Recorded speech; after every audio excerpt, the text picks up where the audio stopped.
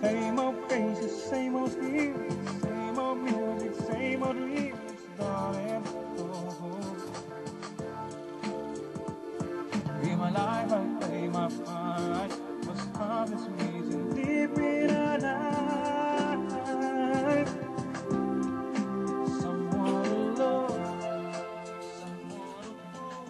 At sa ating pagpapatuloy po, tuloy po natin ang ating pakikipagpanayam sa ating special guest po, si Attorney Casiano at saka si Dato Dimasawa po ng REMA Foundation. At sa inyong pong mga katanungan ay wag lang po kayo mag-atubiling tumawag dito sa aming himpilan 531-6774 at saka sa 531-2660. Manda po kayo makinig at magtanong.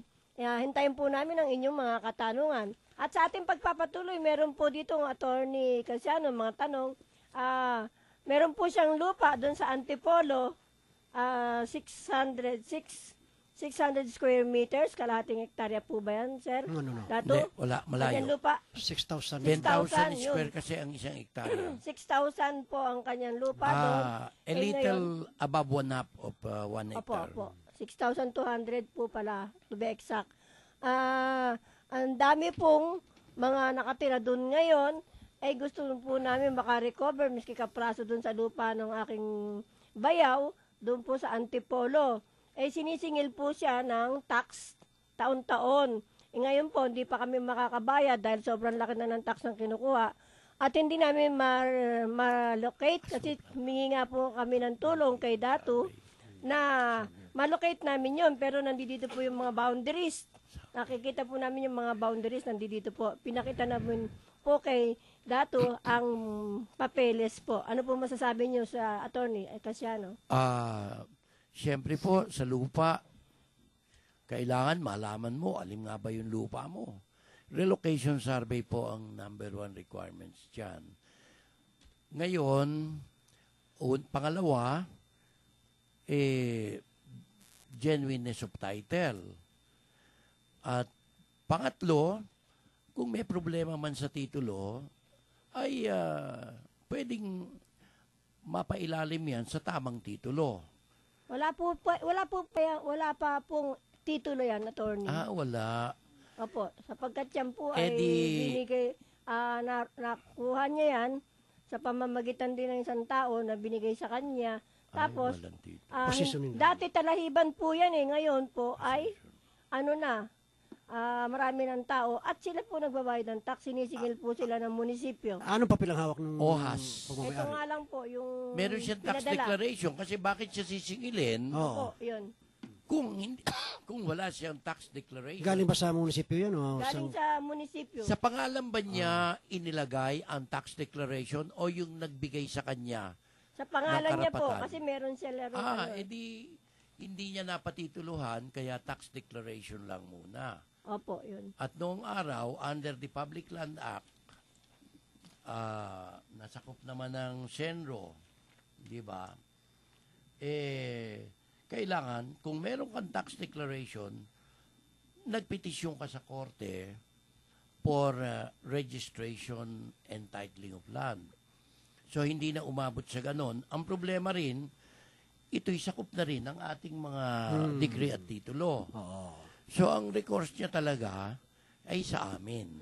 Anong dahilan? Bakit? Pero dahil maraming tao dyan, at ang gusto lang pala niya, napakaliwanag saan ba siya nakatira nga pala ngayon? Dito po sa Cavite. Edi mas gusto niya sa Antipolo. Opo. Ay, mapagkakasundo namin sila kasi ang sabi lang niya dito, may karoon siya ng kapiraso, hindi ba? Opo, tsaka yung siyempre mga kami rin po, Oo, meron magkaroon din po siya ng kaming kapiraso. balak na gawin namin opisina At saka yun. nagpapatunay itong papeles na ito eh. May nagpapatunay na itong dokumento ito eh.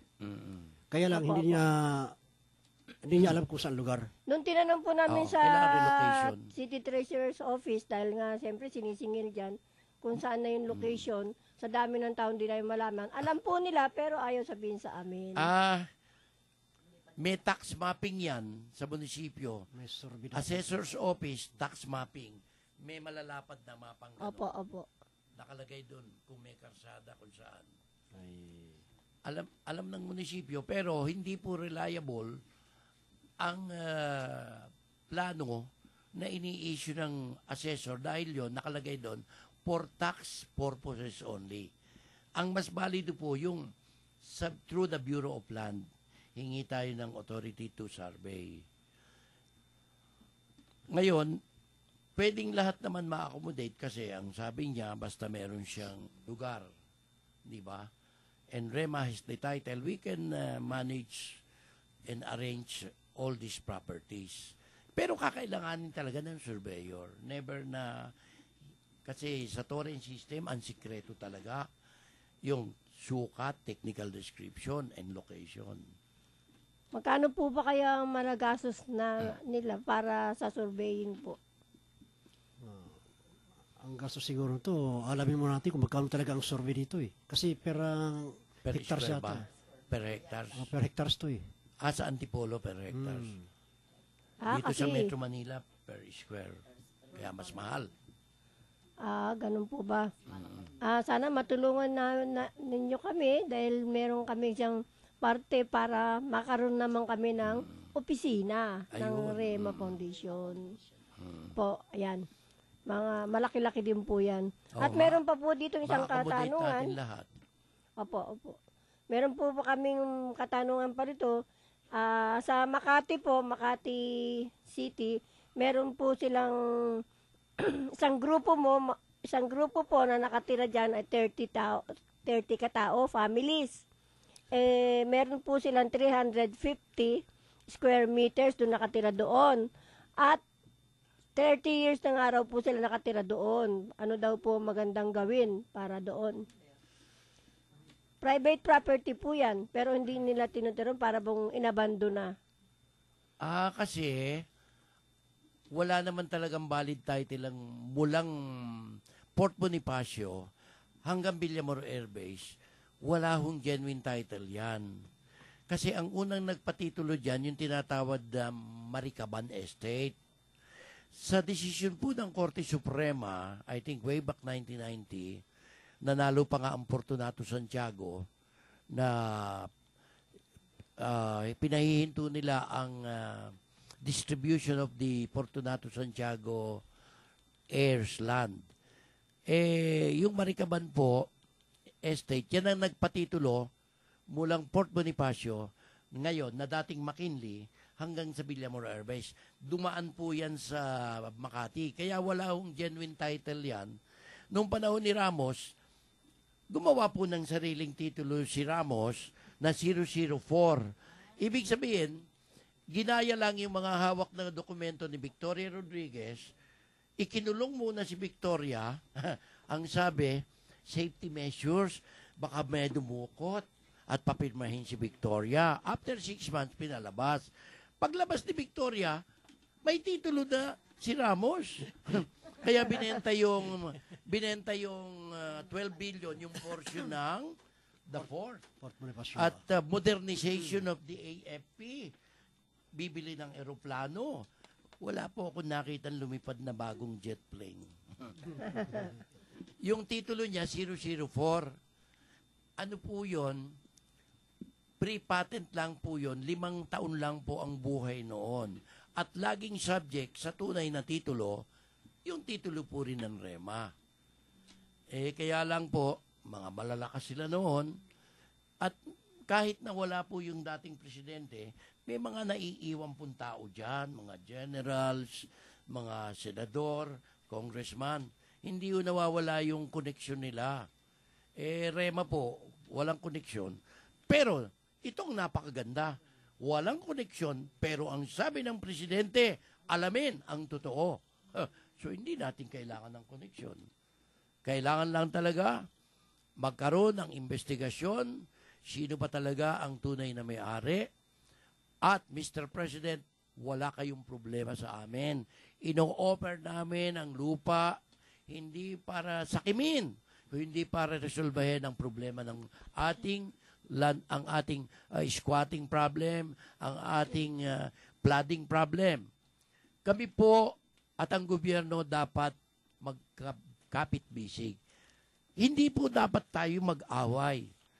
ang Gawad Kalinga, ang habitat, gagawa kayo ng bahay, livelihood para sa mahirap. Maari ba sa pag-aaksayahan nyo ng panahon, aksayahin nyo na sa genuine title. Huwag na po doon sa mga peking lapit ng politiko. Baka sabihin po, nagbabagandang loob lang kayo kasi gusto nyo lumitaw ang peking titulo bilang tunay na titulo. Kasi baka naman dahil mayayamang pamilya kayo nang galing, may mga realty corporation kayong konektado. Kaya inuunahan nyo indirectly kami by supporting this fake title. Huwag naman po ganon. Kami po tapat. Ako, hinawakan ko itong foundation. Hinawakan ko kaso ng mahihirap. Kaya nga sabi ko kanina, pag ako'y pumapasok ng korte, nagbubulungan. Yan ang abogado ng squatter ng mahihirap. Maging tapat na lang po tayo. Mukhang tapat ang presidente po. Sabihin ba namang, imbestigahan mo, Coco, kung sino ang tunay. Aba, ito na ang pagkakataon na marisolba ang lahat ng problema. Kasi pati yung mga titulo na nakakasakop sa Mount Diwalwal, sa Tanay, yung mga lugar na napakaraming ginto, napakaraming kayamanan ng bayang ito, i-offer po din namin na wag nang ibigay sa foreigner ang exploration of our mineral resources. Tayo na po, sapagkat nag-declare po sila, I think 2010, na ang kinita ng mining sector ay 10 times the budget this year of the Philippine government. Anong budget ngayon? 1.8 trillion? Ang kinita ng mining industry, 10 times, trillion. 18 trillion. Samantalang, kung mag-joint venture ang REMA, Mr. President, gobyerno ang magukay, i-employ lang natin ang kanilang technician, magtrabaho sila sa atin bilang technician, yung 18 trillion sa isang taon lang po, wala na pong pulubi. Wala na pong mamamatay ng hindi na pa ospital. Mayaman ang bayang ito. Narito po ang REMA. Ino-over namin ang aming mga titulo, mga decree, pati dyan sa mga lupang maraming ginto, hindi po namin sasakimin.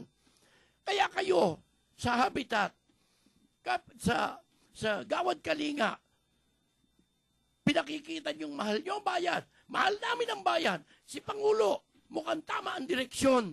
Alamin ang tunay na may-ari. Kami po yun. Handa po naming payamanin. Handa po naming alisin ang lahat ng problema.